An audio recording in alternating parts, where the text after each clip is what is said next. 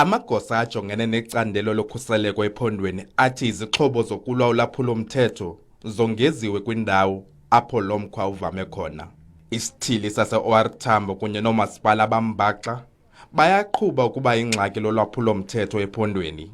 Ulwaphulo-mthetho lufana nokubulala nobundlobongela kumakhaya kuyinxalabo nangona lo mkhwa uyawuqatsela.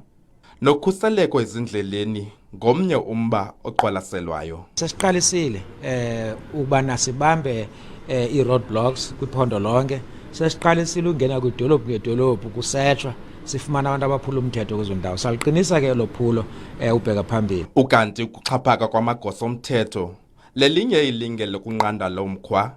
Abakwantsasana babongozwe ukuba bangahleki nehlekisayo kwiziganeko zolwaphulo-mthetho. Sine-forces ezi-extra sinazo, zonke ii-units zethu zipha ngaphandle. Ii-members zethu zikhona ngobuninzi bazo, sizamile uba ngabana kungabikho members zininzi ezibase-holideyini ngeli xesha. So yes, siredi as amapolisa ase-Eastern Cape ukudilishana nokumelana necrime eripotwayo during this time. Eli candelo lifunge ngokuqinisa amaphulo awo kwindawo ulwaphulo-mthetho luvame khona, ingakumbi ngezi ntsuku zeziyunguma. Abongile Yankees, kwiindaba ze-SABC eMonti.